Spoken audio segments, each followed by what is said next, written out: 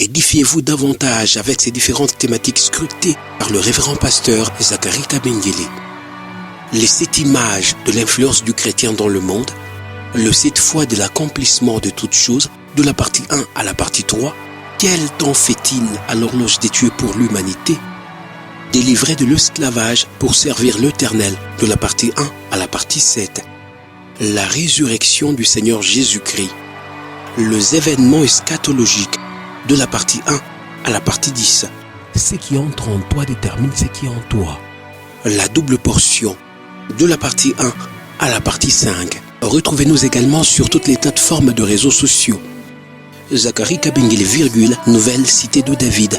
YouTube, Zacharie Kabengele à Bible ouverte.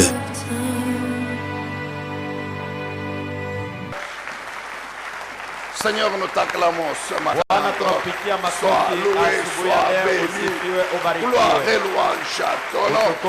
Jésus-Christ, le Seigneur Dieu Tout-Puissant. Gloire et louange à ton nom. Jésus-Christ, le créateur de l'univers, la parole vivante de notre Dieu, le roi qui est assis sur le trône, qui vit et règne au siècle des siècles, le roi qui est assis sur le trône, son nom c'est roi des rois et seigneur des seigneurs, le roi assis sur le trône, à la droite de la majesté divine, et dont tous ses ennemis sont sous ses pieds. Jésus le Dieu Tout-Puissant. Jésus le Dieu Tout-Puissant. Jésus-Christ le Dieu Tout-Puissant. Gloire à ton nom Yahweh. Gloire à ton nom Jésus. Gloire et louange à ton nom Seigneur Jésus-Christ. Alléluia, merci notre roi. Merci pour ta vie. Ta vie qui coule à nous ce matin. Jésus, merci pour ta vie qui coule à nous ce matin, Yahweh. Qu'aucune puissance ne peut détruire une vie sainte, puissante, glorieuse, irréprochable, éternelle, bénie. Merci Seigneur. Soyez-vous peuple de Dieu. Que le Seigneur vous soit favorable encore ce matin. Alléluia. Amina. Amen. Amina. Alors nous continuons à écouter le Seigneur toujours sur le chemin de la vie sur la terre. Tunaendelea tukimsikia Bwana kuhusu njia ama safari ya uzima pa dunia. Le chemin de l'héritage. Njia ya urithi. Alors aujourd'hui un court message. Na hata nitaleta mjumbe mfupi sur kuhusu toujours l'œuvre du Saint-Esprit. Mpaka kazi ya Roho Mtakatifu dans nos vies. Ndani ya maisha yetu. Pendant que nous marchons sur ce chemin, wakati tuko natembea munjia ile, nous avons retenu que tous les jours, na hata tunajua ya kwamba kila siku, nous devons nous rassurer, tunapasha kujihakikishwa que l'Esprit de Dieu, il est présent en nous, il est avec nous et il marche devant nous. Roho wa Bwana eko ndani yetu, eko pamoja nasi na eko natembea mbele yetu. Et que tout ce que nous allons faire, na chochote tutafanya, partout où nous allons aller, mahali popote tutapoenda, toutes les activités makazi yote de la journée, ya mchana, c'est lui. ni yeye. Il nous soutient dans ses activités. Anatusaidia ndani ya ile makazi. Il nous conduit là où il veut, nous devons passer. Anatuongoza kwenye anataka, kwenye tunapasha kupitia. Parce qu'il est devant moi. Kwa sababu yeye eko mbele yangu. Je ne commettrai jamais l'erreur de passer devant lui. Kamwe sitafanya nkosa ya kumpita kumbele. Pour que lui commence à me suivre, non. Hivi yeye anze kunifata mimi, hapana. Ni d'être à ses côtés. Wala nitembe pamoja naye. Pour commencer à lui souffler. Hivi nianze kumwambia, comme mon ami, non, on peut aller ici. Hapana, twende huku. Tukatilizie huku. Amina. C'est pourquoi chaque matin il faut bien prier Ndio kwa sababu kila asubuhi tafadhali kuomba mzuri, pour que le Saint-Esprit soit devant vous et vous conduise. hivi Roho Mtakatifu awe mbele yako na yeye akuongoze. C'est très important, peuple de Dieu. Ni ya muhimu sana, mtoto wa Mungu. Alors, lorsque tous les jours c'est comme ça, Alafu kama kila siku njo vile, il va vous avertir atakukebesha ange sur tous les dangers qui sont devant vous juu ya mahatari yote inapatikana mbele yako, et que l'ennemi a placé pour vous détruire. ile adui alitia kwa sababu ya kukuharibu, Parce qu'il est devant. kwa sababu yeye ko mbele. Et il est le Dieu Tout-Puissant. Yeye ni Mungu wa uwezo C'est yote. vrai, vous allez dire, mais comme il est le Dieu Ni Tout-Puissant, kweli il utasema connaît vile tout. yeye ndio Mungu mwenyezi, anajua mambo Donc, yote. même s'il est loin derrière moi, il connaît les dangers qui sont Hata devant kama yuko moi. ananifuata mimi, Oui, nishamtangulia il kumbele, connaît. yuko kumkongo, anajua vyote, ndio anavijua. Mais comme tu l'as placé derrière, Sasa vile wewe ulisha kumtangulia na muacha nyuma, c'est que tu estimes que tu as la capacité de t'occuper des dangers. ni kusema uko namwambia sema mimi mwenyewe naweza kufanya mambo yote mbele ya Alors, hatari. pourquoi se sentira-t-il obligé de t'avertir, Kwa sababu gani atajisikia mwenye kushurutishwa akukebeshe ange, de te révéler les complots, les plans, akufunulie shauri mubaya na matengenezo et mubaya, d'intervenir pour les détruire? na ukutendea juu ya Donc, kujaribu. spirituellement, mon bien-aimé, sois sûr Hakikishwa que l'Esprit de Dieu, ya kwamba Roho wa Mungu il marche devant toi. eko natembea Alors, mbele en ce yako. moment-là, Sasa pale vous savez, unajua, je vous ai dit ceci, niliwaambia hivi, la vie sur la terre, maisha ya mtu pa dunia nous la vivons en marchant sur un chemin. tuko na iishi mukutembea munjia fulani, Et ce voyage-là na ile safari se termine le jour de la mort. inamalizika wakati mtu anafariki. Le jour de la mort, le voyage prend fin. Siku mtu anafariki, safari yake inamalizikia pale, Et ton parcours aussi s'arrête. nawe safari yako, urefu wa safari inaishia pale. Pour nous les chrétiens, Kwetu sisi wa Kristo nous savons que quand bien même ce jour-là arrive, tunajua kwamba hata kama ile siku inafika, ce n'est pas la fin de tout, non? haina njo mwisho ya mambo yote hapana, Parce que ça nous permet, la mort nous permet d'entrer dans l'éternité, kwa sababu lufu inatusaidia sisi kuingia muumilele, qui commence par le Ina- repos dans le sein d'Abraham, na dans le ndani ya séjour des mapumziko morts. katika kifua cha Abrahamu ndani ya Hadese. Amen, Église. Amina. Mais prenons l'espace de la vie sur la terre, Lakini tubebe burefu bwa maisha ya mtu pa dunia, que nous sommes encore sur lesquels, que nous sommes encore en train de parcourir. yenye tungaliki na leo tuko natembelea amo. Cet espace ici Huu burefu que nous parcourons, yenye tunakuwa tukitembelea, premièrement, nous le parcourons kia kwanza tunatembelea amo en tant qu'enfant de Dieu. kama mtoto wa Mungu. C'est important, mon bien-aimé. Ni ya muhimu mpendwa, Nous parcourons cet espace en tant qu'enfant de Dieu. tunatembea muule urefu kama mtoto wa Mungu. Et qui dit enfant de Dieu, Mtoto wa Mungu dit aussi cette personne qui a en lui la vie de son Père, qui est Jésus, qui est Dieu. nikisema ni ule mtu anapatikana na uzima ndani yake ya Mungu, anayekuwa Baba, anayekuwa Yesu. C'est pourquoi Jo kwa sababu Jean 10, 10, Yohane sura ya 10 mstari wa il a 10, dit, je Ali- suis venu nilikuja pour engendrer des brebis, juu ya kuzala bankondo, comme je suis le bon berger. vile niko mchungaji mwema, Je les engendre na wazala et je leur donne ma vie. na nawapatia uzima wangu.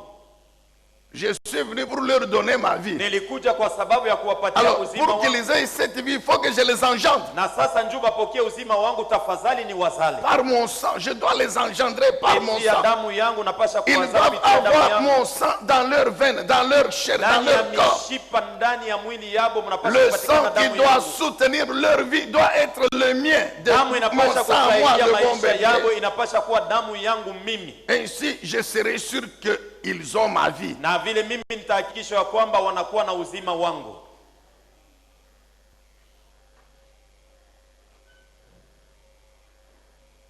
Amen, Église. Amina.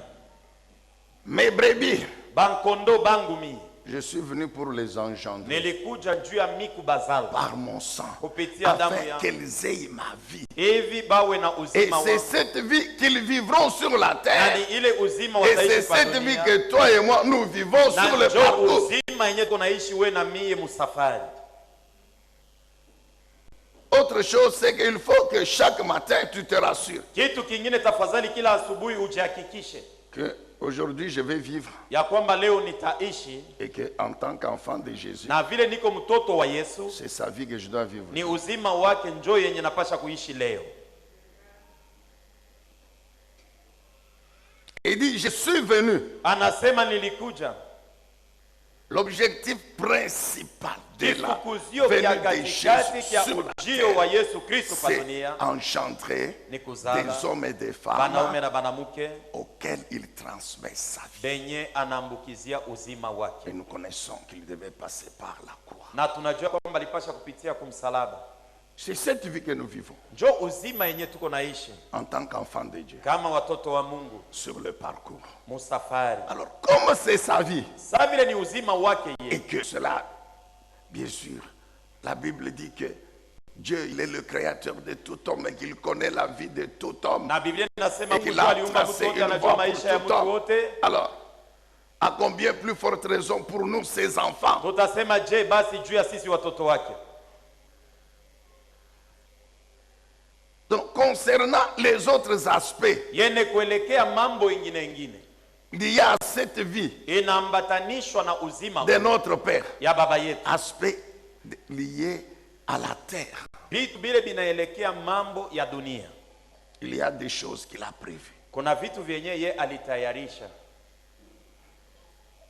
Je suis son fils. Niko mwana wake, C'est son sang qui coule en moi. ni damu yake njoo inapatikana ndani yangu. Mais avant que je vive avec lui, Lakini mbele ya mimi kuishi pamoja ciel. naye kumbingu, je marche, je vis encore sur la terre. ningaliki niko naishi pa dunia, Et chaque jour, je parcours un bout de chemin. na kila siku niko msafari Toujours en tant que son enfant. mpaka mtoto wake. Maintenant, Sasa concernant l'autre aspect, yene kuelekea lié vitu maintenant vingine à ma vie sur la terre. vinaambatana En na tant qu'homme. maisha yangu pa dunia kama mwanadamu. Les aspects qui sont spirituels, Vitu vinaelekea qui sont kiroho, physiques, vya qui kimwili, sont matériels. vya kupapasa. Il y a des choses qu'il a prévues Huko byenye yeye alitayarisha, dans ce qu'on appelle son plan pour ma vie. ile inaitiwa matengenezo yake juu ya maisha yangu, Dans le plan de Dieu pour nos vies. mo matengenezo ya Sur Mungu la juu ya terre. maisha yetu pa dunia. La première chose Kitu que kia Jésus kwanza devait faire, kile Yesu alipasha kufanya c'est nous donner l'identité ni kutupatia kitambulisho d'enfant de Dieu ya kuwa en mtoto nous wa Mungu, engendrant. mukutuzala. Ça, c'est la première chose. Ile ni kitu kia kwanza, Maintenant, la deuxième chose, na kia pili c'est l'ensemble de toutes ces petites choses ni vitu mbalimbali vidogo vidogo qui sont liées aux aspects de la vie sur la terre. vinaambatana na maisha ya mtu pa C'est dunia, comme le mariage, kwa mfano c'est comme ndoa, les études, c'est masomo, comme le travail, kazi, c'est comme le ministère, huduma, c'est comme la santé, afya, c'est comme les affaires.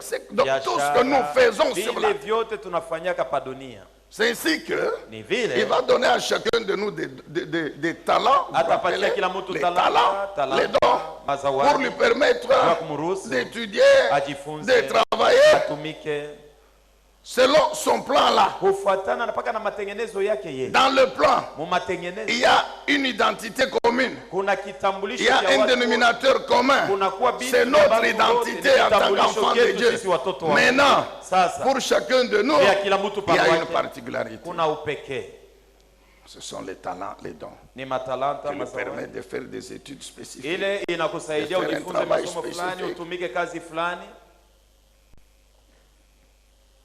Il y a des dons spirituels Kuna mazawadi ya qui kiroho lui permettent ile de naturuhusu pouvoir servir Dieu kumtumikia Mungu dans l'église, Kanisa. dans la communauté de l'église, katikati ya enfants de watu, Dieu. katikati ya batoto ba Mungu.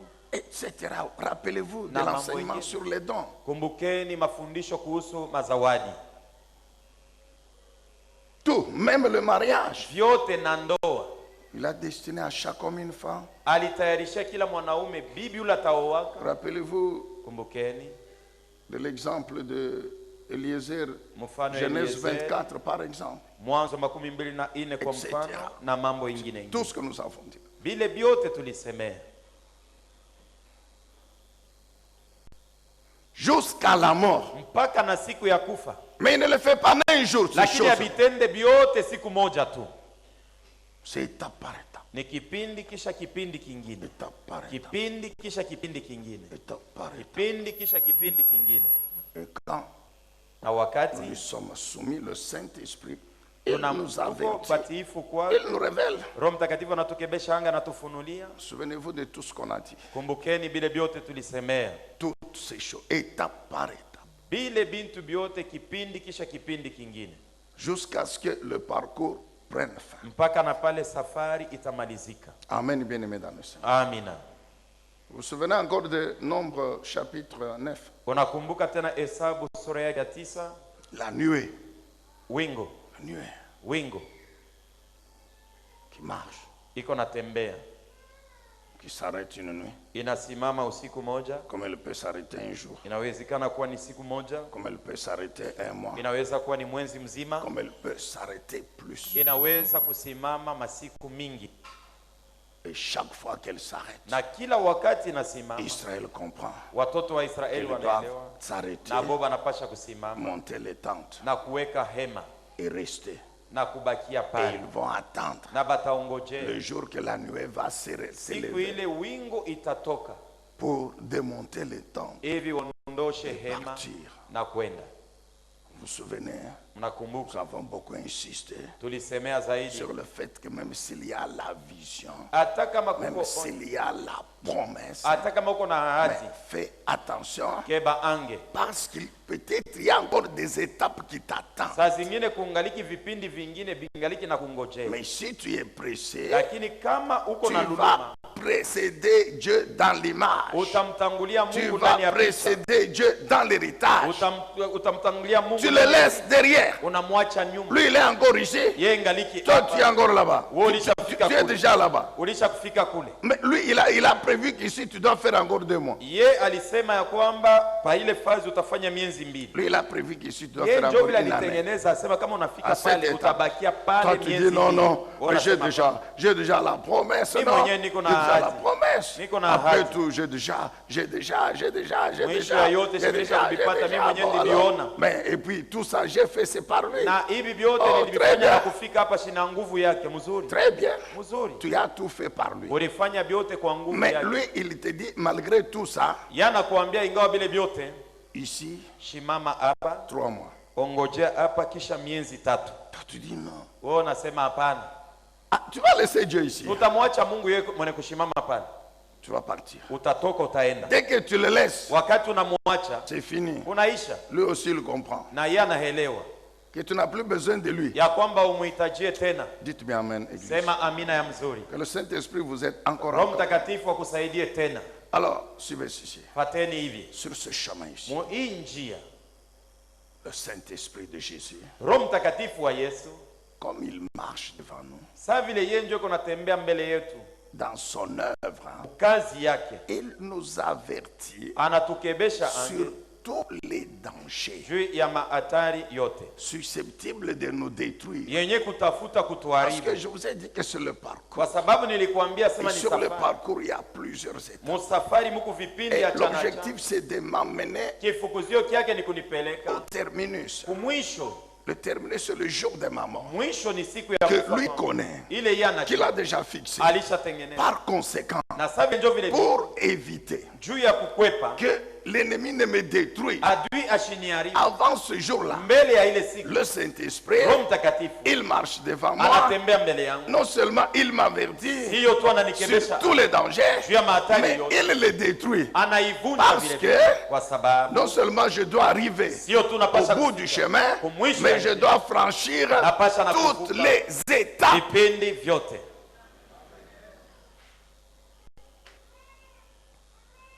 C'est ainsi qu'il se révèle comme un protecteur personnel. Le Saint-Esprit est un protecteur personnel. Je dis que le Saint-Esprit, c'est mon protecteur personnel. Il ne protège pas en groupe, non. Nous prions, Seigneur, protège-nous ton église. C'est bien. Lui-même, il sait que Parmi nous là-bas, il y a des sorciers, des satanistes, tout ça. Est-ce qu'il les protège? C'est pourquoi il est le protecteur personnel de chaque enfant de Dieu. Amen. Amen. J'ai l'impression que vous n'avez pas besoin du Saint-Esprit. Alors qu'il ne pleut pas aujourd'hui. Est-ce qu'on peut acclamer un peu?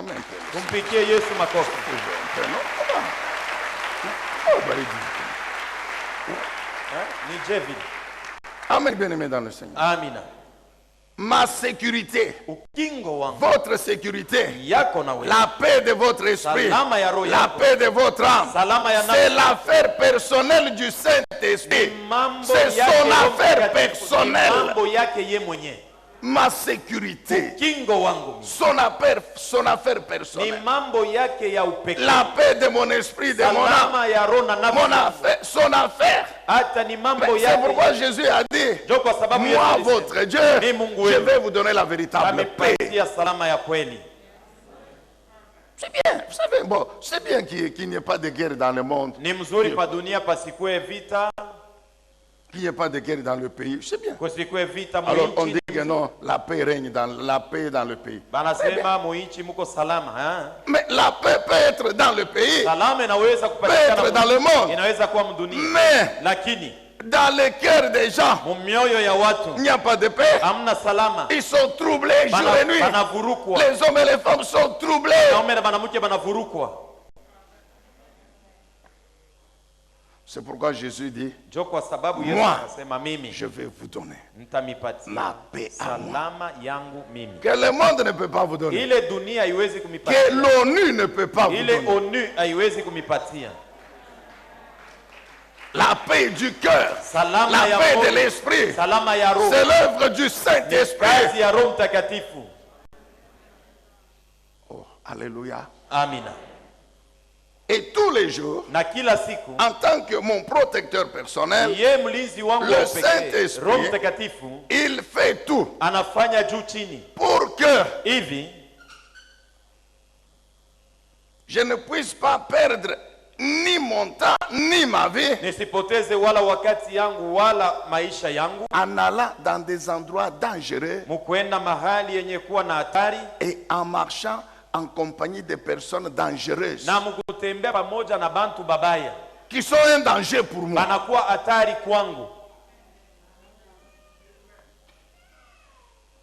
Puisque le Saint-Esprit connaît la carte de ma vie, la carte.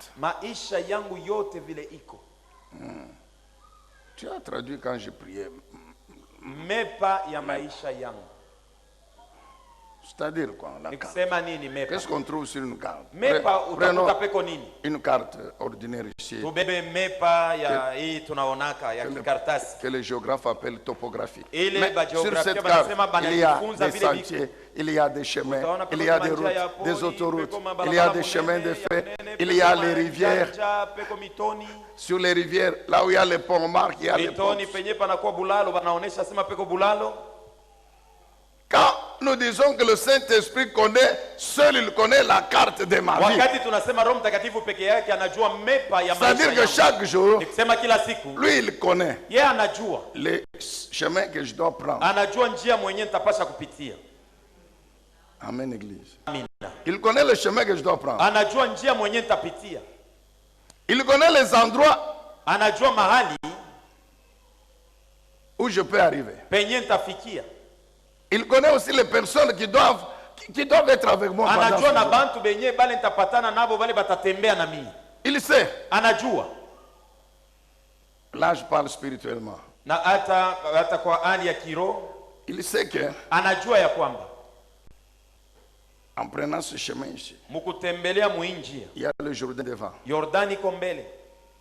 Maintenant, comme le temps n'est pas encore là, pour que je coupe le Jourdain, qu'est-ce que je vais faire? Je vais lui dire de contourner le Jourdain.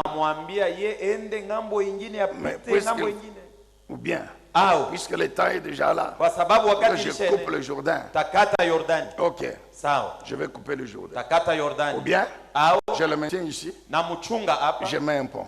na weka bulalo. Alléluia. Amina. Il sait, Anajua. il connaît Anajua. mieux que quiconque Anajua zaidi kuliko la mtu yeyote carte de nos vies. mepa ya maisha yetu. Amen, bien-aimé. Amina.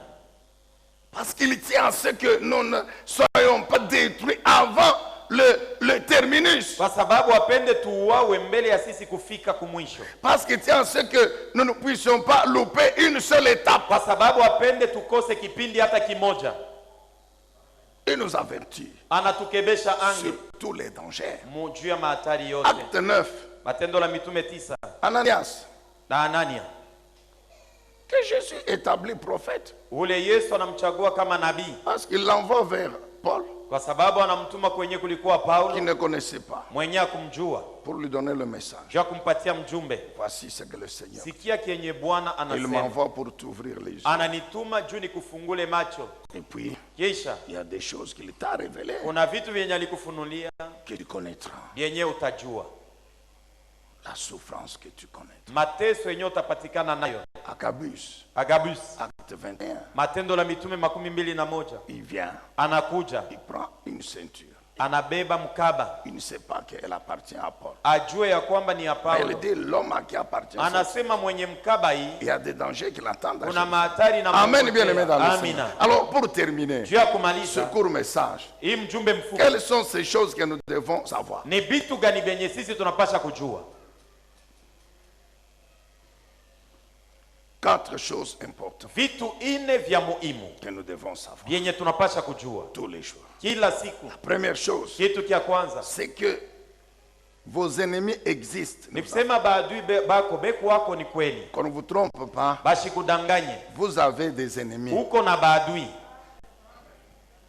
Qu'on ne vous trompe pas. Que bashikudanganye. dès que vous devenez chrétien, Nasema kama c'est unaamini fini, tunakuwa il y aura- Mkristo, Non, tunaisha, non. utakuwa tena na baadui. Hapana. Jésus n'a jamais dit ça. Yesu akiwaambiake bantu vile, Les ennemis, ils existent. baadui beko wako Et le diable les a bien choisis, na shetani alisha kubachakula, yeye anajua mzuri, très bien sélectionnés. anabachakula, anabajua mzuri Et leur a donné la mission. na anawapatia kazi. Quelle mission? Kazi gani? De te distraire tous les jours. Ya kulengamisha we kila siku. La mission de te distraire, Kazi ya kulengamisha, de t'éloigner kukupeleka mbali loin de la volonté parfaite de Dieu. mbali na mapenzi kamilifu ya Mungu. C'est ça la mission Njo que kazi le diable a donnée ile shetani à alipatia ces acolytes qui sont tes ennemis. banafasi bake baadui bako we, C'est te distraire. ni ukulengamisha,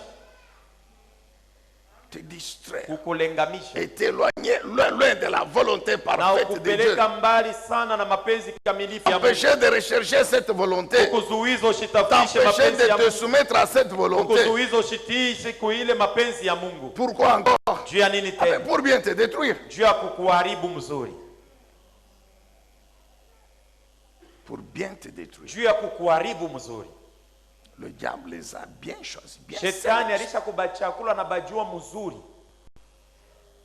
Maintenant, qu'est-ce qui est bien pour nous les enfants? Sasa ni kitu gani kinakuwa kizuri C'est que kwetu? notre Dieu, Ni kusema Mungu le wetu, Saint-Esprit, Roho Mtakatifu. il connaît, lui seul connaît très bien ses ennemis. Lui ye seul. peke yake njo anabajua bale baadui, ye mwenye bale baadui Il les connaît tous. anabajua bote.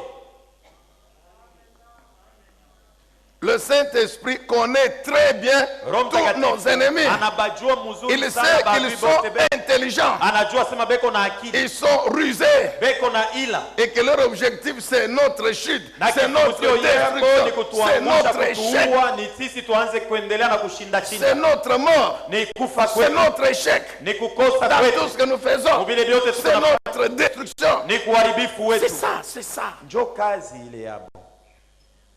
Le Saint-Esprit connaît Roho très, Mtakatifu anabajua mzuri, le connaît très bien. anabajua mzuri. Alors, qu'est-ce qu'il nous demande? Sasa anatuomba nini?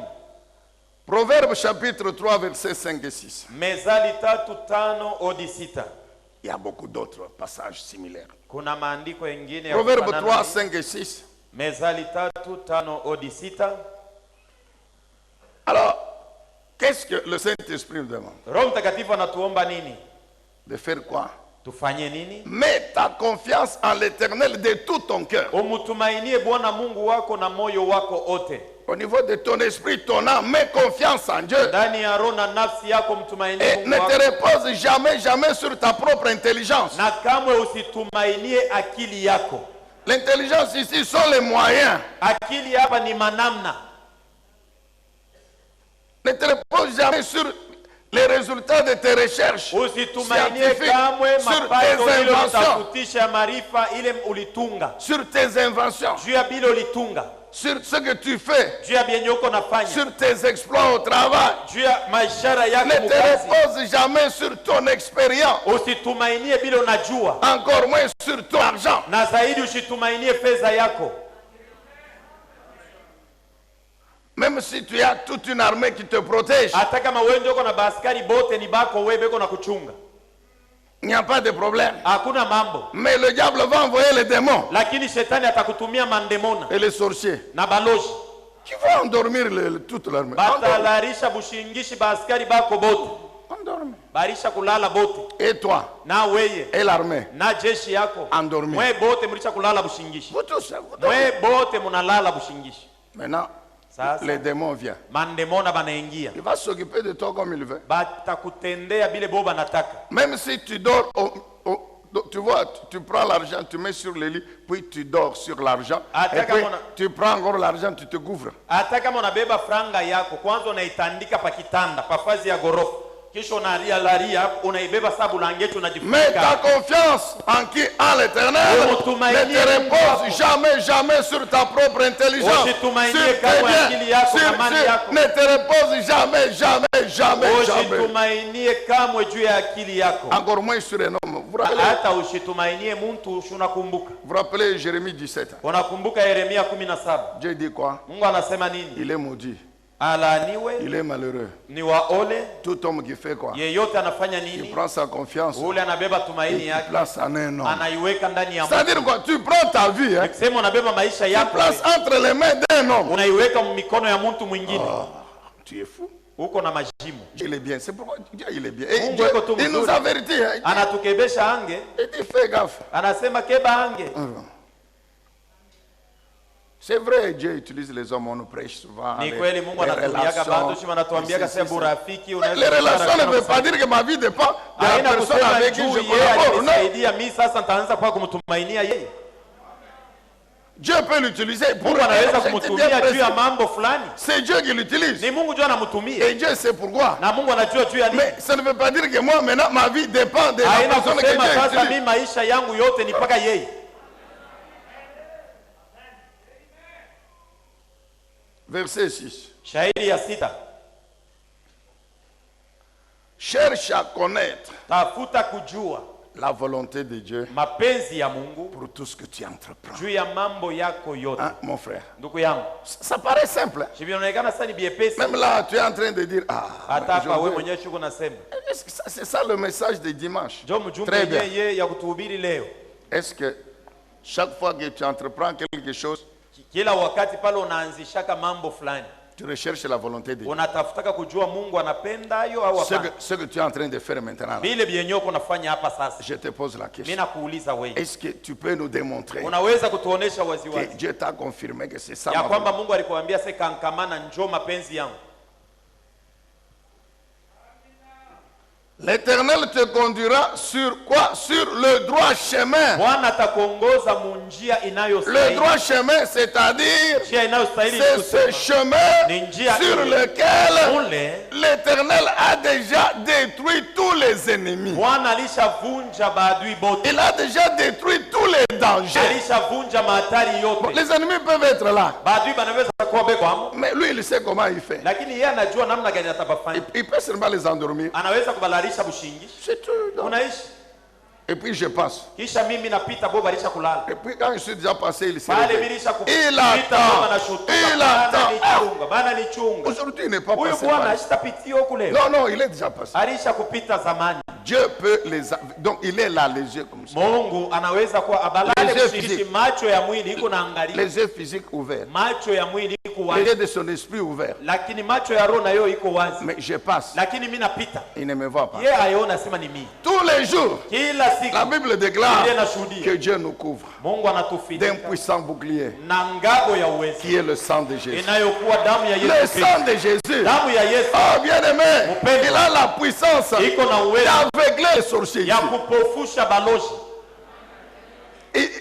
Le sorcier vient. Balozi banakuya. Avec la mission de détruire le bébé. Na kazi ya kuwa il arrive. Banafika. Mais le bébé est couvert par le bouclier du sang de Jésus. Mchanga alishafinikwa na damu ya Yesu Kristo. Qu'est-ce que Dieu fait? Sasa Mungu anafanya nini? Il va le laisser lancer ses griffes.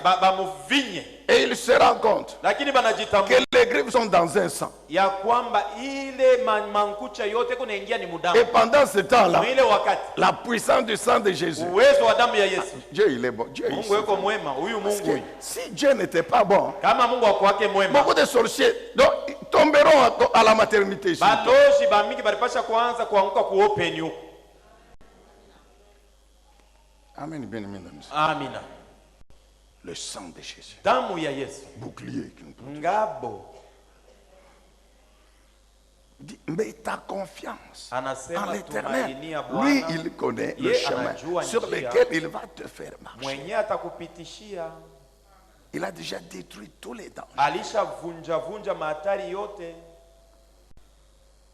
Donc nous disons aux sorciers, chaque fois qu'ils font des complots là, des complots pour mettre des pièges même ici,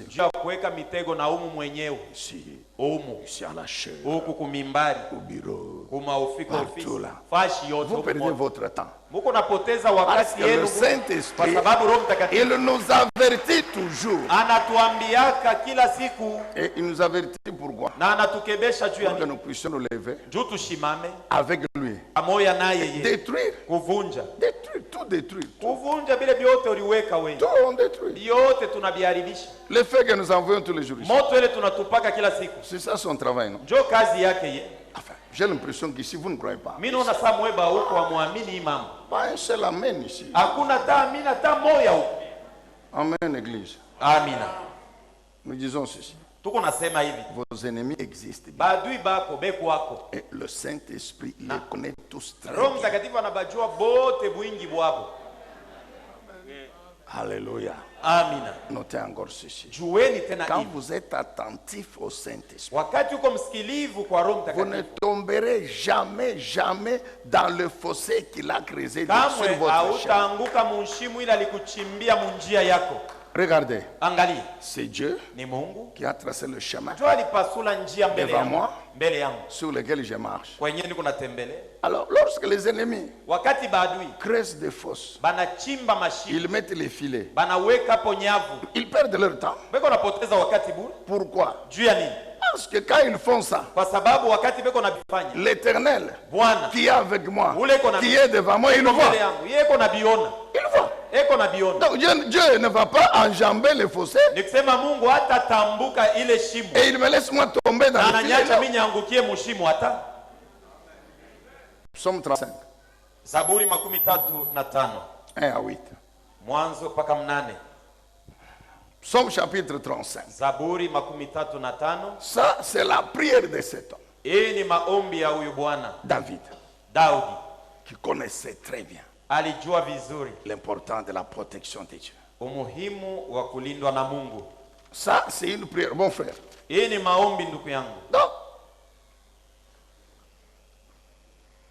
il t'arrive. Tu ne sais pas comment commencer la prière. On nous conseille toujours, ouvre la Bible, mon frère. Ouvre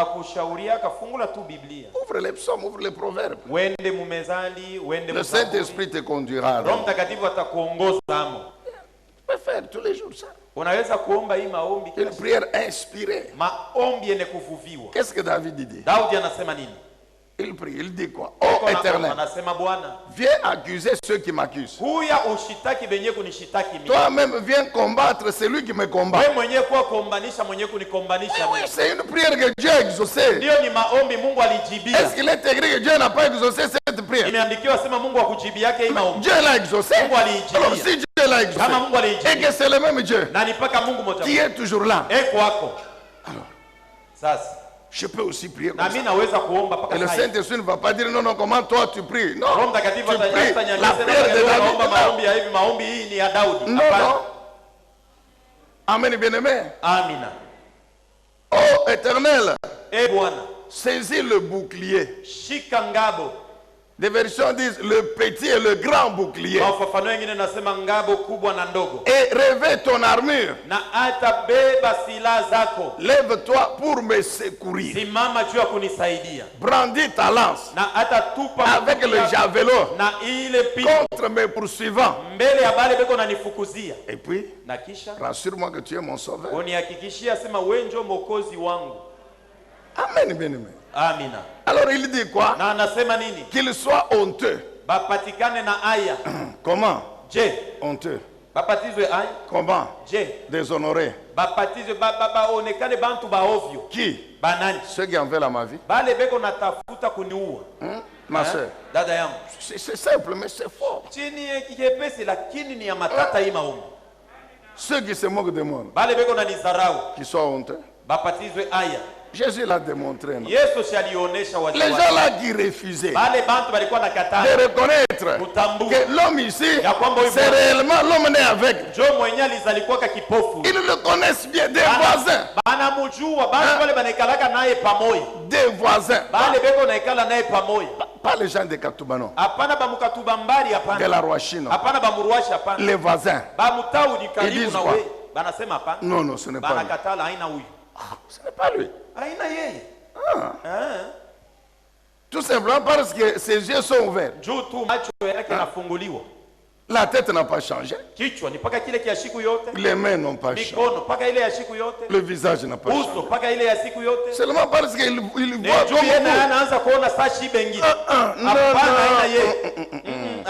comme vous. Ce n'est pas lui. Pourquoi? Parce qu'ils aimaient se moquer de lui. Imaginez-vous, le papa de l'homme là né avec. Il va dans une famille. Ou bien il demande aux gens, non, dites-moi un peu, dans ce quartier, il n'y a pas une fille que je peux prendre pour mon fils.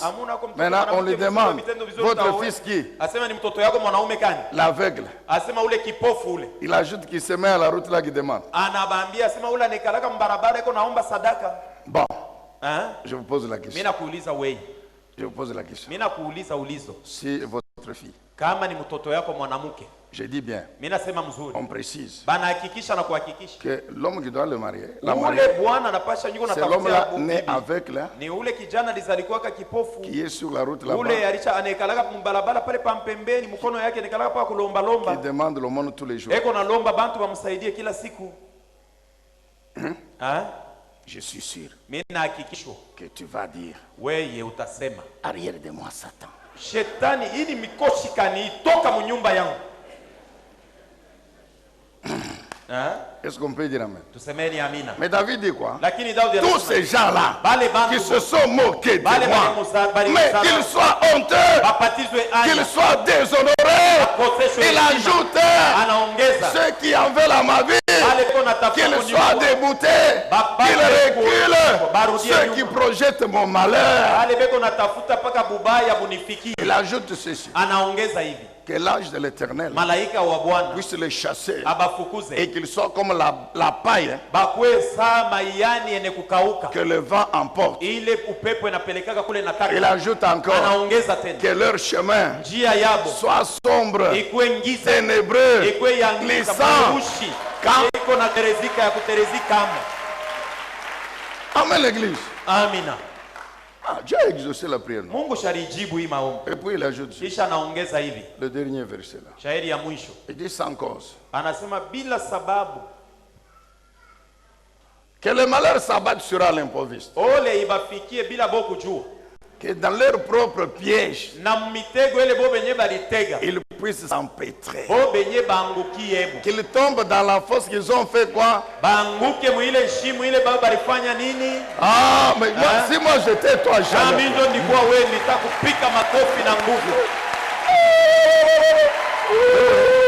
Notre Dieu. Ça c'est notre Dieu. Amen l'église. Donc notre Dieu, il ne laisse pas les ennemis, il ne les empêche pas de griser les fosses.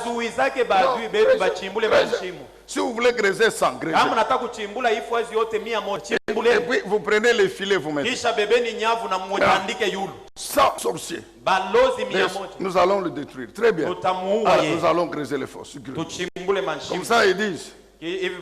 Si il échappe au premier fossé, il tombera au deuxième. En tout cas, même s'il échappe au 99, en tout cas, il tombera dans le centième. Mais ils ne savent pas que l'Esprit de Dieu, il est devant moi. Il me tient par la main. Mais qu'est-ce que le Saint-Esprit fait? Il ne va pas détruire les fossés et les filets. Non. Il me prend seulement. Et puis nous sautons les sangs. Maintenant il les appelle. Il les range. Vous êtes à 100, non? Et vous avez grisé combien de fossés? 100. Alors le premier il entre.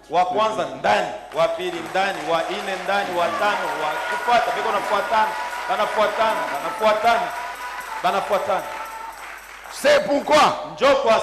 Alors que Dieu vous bénisse. Pour ce cantique de la vallée de l'ombre de la mort. Hier quand vous le chantez, vous prépariez ici. J'ai dit, ces enfants sont conduits par le Saint-Esprit. Le bon berger. Psaume 23, non? Toujours David, non? Psaume 23. Prophétie concernant l'œuvre du bon berger. Nous connaissons tout ce qu'il dit. Mon berger, je ne manquerai de rien, etc. Maintenant, nous arrivons au verset 4. 3 d'abord. 3. Le verset 3. Il me rend, il me renouvelle les forces. Pour l'honneur de son nom. Il me mène pas à pas sur le droit chemin. Je te rappelle, sur le chemin, il a déjà détruit tous les dangers. Maintenant, le verset 4, c'est le verset central de ce psaume qui concerne la protection de notre Dieu. Par sa présence. Elle dit, si je devais traverser la vallée où règnent les ténèbres de la mort, où la mort règne, non, je ne crains rien. Pourquoi? Parce qu'il est avec moi. La houlette, le bâton me protège. La houlette me conduit. C'est une sorte de baguette là, avec un crochet que le berger embrousse. Quand la brebis veut aller vers un danger là, avec le crochet il accroche ici. Et puis la brebis rentre. Le bâton, c'est pour conduire aussi les brebis, mais aussi pour les protéger quand il y a un danger. C'est le symbole de la parole, c'est le symbole, bien aimé dans le Seigneur, du Saint-Esprit. Les deux nous protègent. Amen, bien aimé. Qu'est-ce qui nous parle de la protection par le Saint-Esprit? C'est la parole. Amen, Église.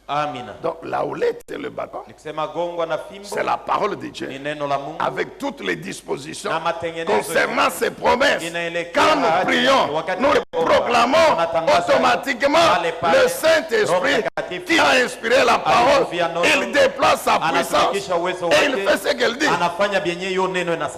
Alléluia. Amina. La parole nous montre aujourd'hui que le Saint-Esprit, sur notre chemin, il nous avertit sur tous les dangers, il les détruit, il nous les fait préserver, que le Saint-Esprit, il est notre protecteur personnel. Pendant que lui-même nous parle, mais en même temps, il va déployer sa puissance pour accomplir cette parole. C'est pourquoi si tu oublies cette parole, tu es malheureux, mon frère. Enfin, retiens toujours le Saint-Esprit. Tu dois avoir présent dans ton esprit que le Saint-Esprit t'avertira continuellement sur les plans des ennemis, sur les dangers, sur les plans du diable. Parce que je t'ai dit, il a fixé un chemin. Tu dois arriver au bout et tu dois passer toutes les étapes. Avoir présent à l'esprit que le Saint-Esprit t'avertira continuellement sur tous les dangers, sur tous les problèmes. Matthieu chapitre 2, le verset 12 et 13. Matthieu 2, 12 et 13.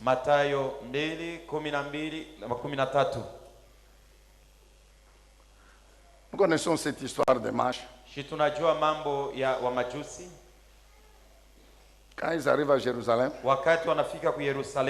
bien sûr, ils n'ont pas caché pourquoi ils étaient venus. Et quand Hérode apprend ça, il leur dit, ok, très bien. Quand après avoir adoré, passez aussi par ici. Son intention était de détruire les mages et d'avoir des informations sur là où était l'enfant Jésus. Alors la Bible dit quoi? Cependant, Dieu les avertit par un rêve. Amen, bien-aimé. Dieu les avertit par un rêve.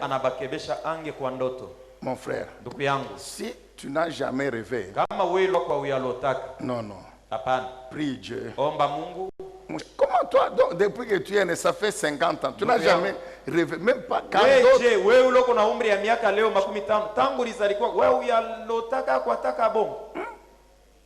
Mon frère, ma soeur, même pas un rêve.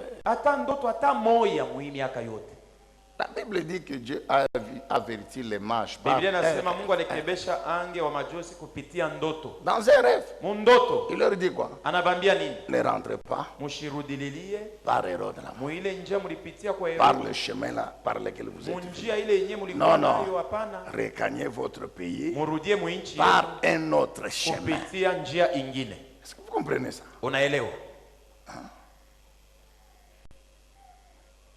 13. Après leur départ, un ange du Seigneur, le même ange, il apparaît à Joseph dans un rêve. Oui, deux versets, le mot rêve est dedans. Toujours les rêves.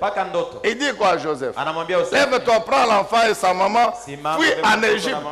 Tu vas rester jusqu'à ce que je fasse quoi? Je te dise de revenir.